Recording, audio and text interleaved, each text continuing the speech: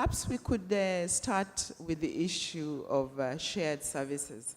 For many of us, since the counties came into operation, we've had a lot of the CEOs, if I may call them, of the counties, talking about the plans that they want to put in place and the resources they are looking for and where they will get those resources.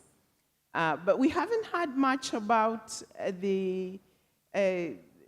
how coherent this is with regard to all these counties being in one country.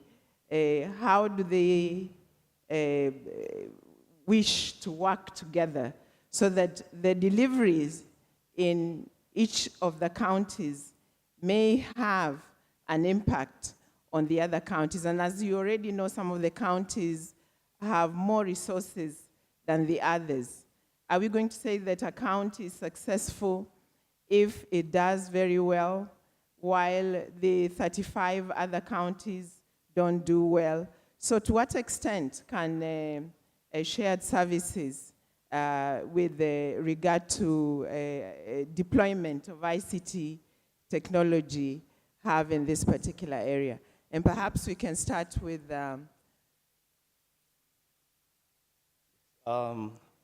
Just as a starter, shared services is probably a trend within ICT where there is a consolidation of a lot of back office functions into a center of excellence in areas such as financial management, procurement, ICT infrastructure, etc.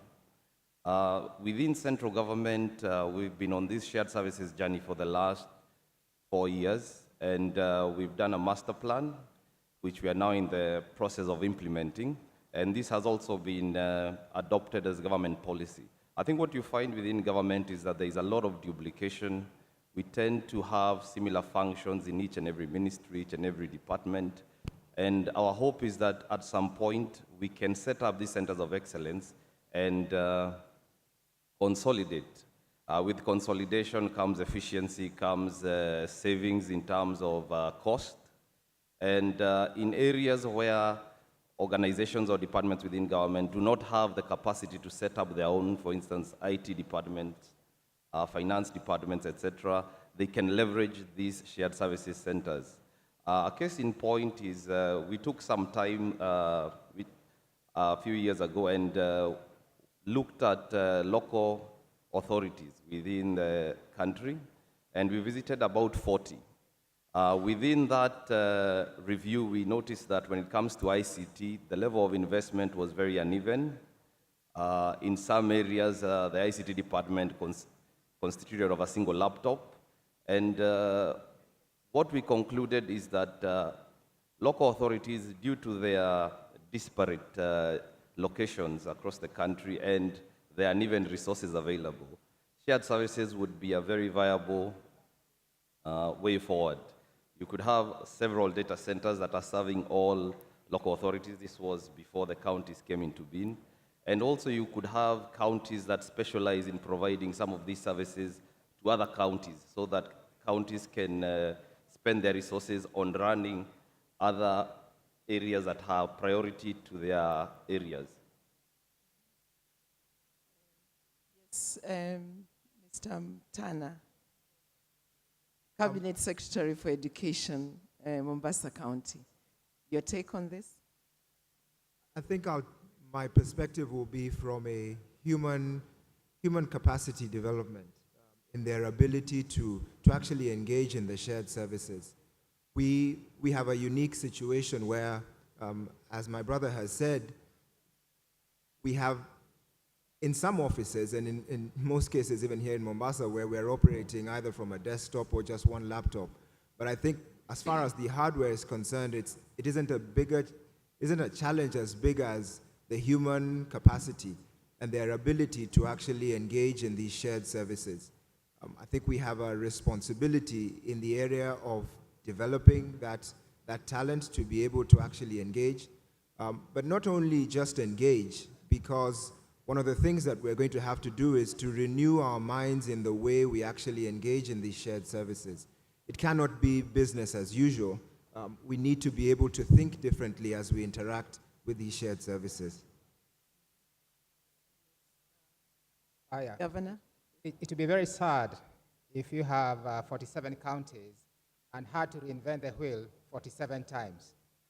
So when we got set up, we had a meeting in Naivasha where we got all the governors and deputy governors together and identified a small team that has formed the Governors Council. Governors Council has regular meetings, and one of the topics in their meeting is to identify how do we share knowledge, because knowledge sharing is key to ensuring that we do not duplicate what is being done in one area. So we're starting to get the structure in place to ensure that we can get knowledge at the right place, and once we get it, we don't duplicate it. Yeah, thank you very much. I think really shared services is the way to go, but we also must begin to start looking at IT really just as an enabler, something that makes processes more efficient, processes more effective, and so on and so forth. We all know the core of the evolution really is to bring development or be a catalyst for development right down to the county level. And for some people like in Nairobi, we even want to decentralize that further to the sub-county level, which is the constituency or the ward level, and serve the citizen. That's the end game. In today's world, the best way you can do that is by automating. Shared services will really help you, like my colleague from Kiambu said, not reinvent the wheel. And some of the counties that don't have very complex functions don't have to spend so much of their capital in expenditure on buying hardware and software to run their operations, but use that for operational costs, and then share some of those functions with either the national government or other counties. I think that the challenge we are having right now is the shared services model is being initiated from the national government. The last point you touched on, the major technology companies, perhaps not speaking together or talking together.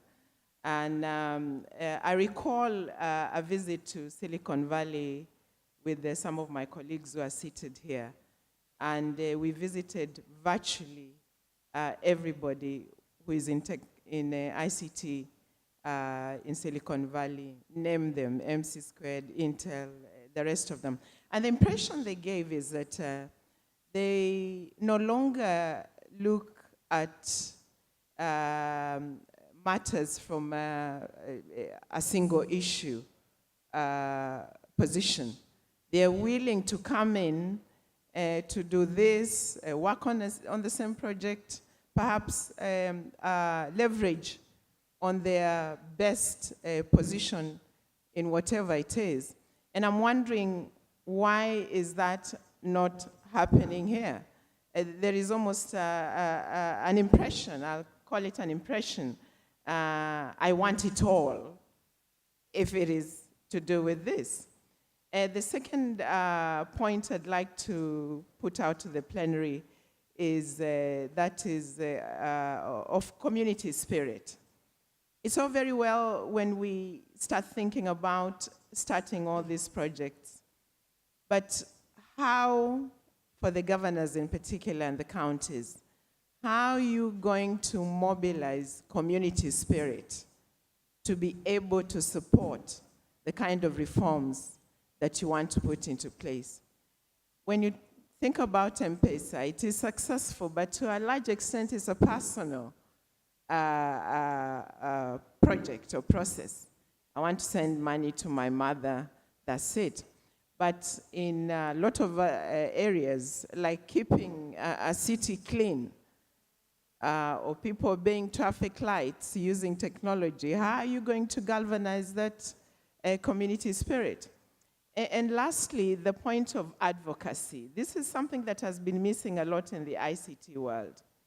If I compare with the area of governance where I served for a number of years, there was a lot of advocacy. The experts in governance, technology and otherwise, they were always there, willing to speak, willing to talk, willing to push government to implement certain projects and put money there.